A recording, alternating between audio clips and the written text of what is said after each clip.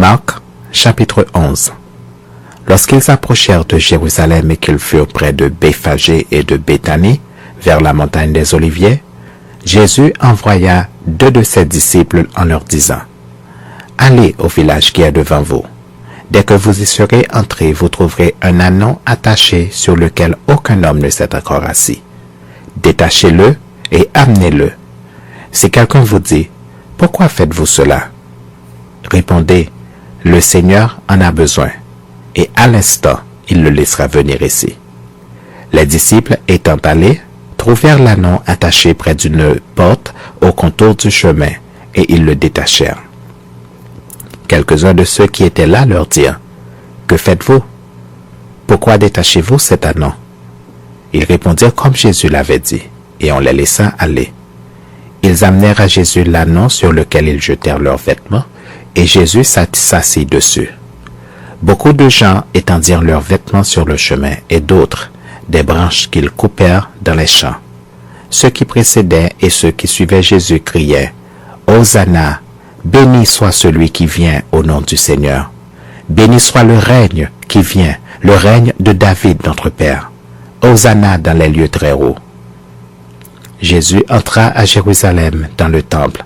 Quand il eut tout considéré, comme il était déjà tard, il s'en alla à Béthanie avec les 12. Le lendemain, après qu'ils furent sortis de Béthanie, Jésus eut faim. Apercevant de loin un figuier qui avait des feuilles, il alla voir s'il trouverait quelque chose. Et s'en étant approché, il ne trouva que des feuilles, car ce n'était pas la saison des figues. Prenant alors la parole, il lui dit, « Que jamais personne ne mange de ton fruit. » Et ses disciples l'entendirent. Ils arrivèrent à Jérusalem, et Jésus entra dans le temple.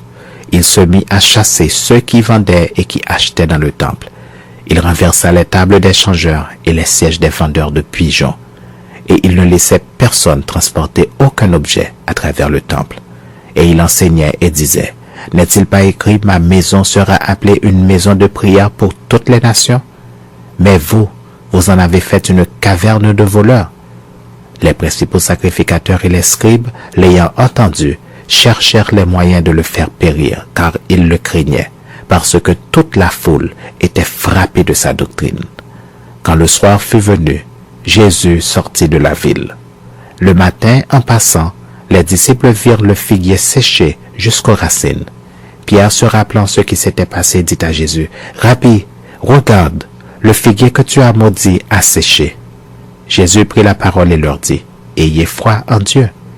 Je vous le dis en vérité, si quelqu'un dit à cette montagne, « Ôte-toi de là et jette-toi dans la mer. » Et s'il ne doute point en son cœur, mais croit que ce qu'il dit arrive, il le verra s'accomplir. C'est pourquoi je vous dis, tout ce que vous demanderez en priant, croyez que vous l'avez reçu et vous le verrez s'accomplir. Et lorsque vous êtes debout faisant votre prière, si vous avez quelque chose contre quelqu'un, pardonnez, afin que votre Père qui est dans les cieux vous pardonne aussi vos offenses. Mais si vous ne pardonnez pas, votre Père qui est dans les cieux ne vous pardonnera pas non plus vos offenses.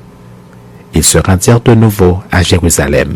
Et pendant que Jésus se promenait dans le temple, les principaux sacrificateurs, les scribes et les anciens vinrent à lui et lui dirent, « Par quelle autorité fais-tu ces choses? Et qui t'a donné l'autorité de les faire? » Jésus leur répondit, « Je vous adresserai aussi une question. Répondez-moi et je vous dirai par quelle autorité je fais ces choses.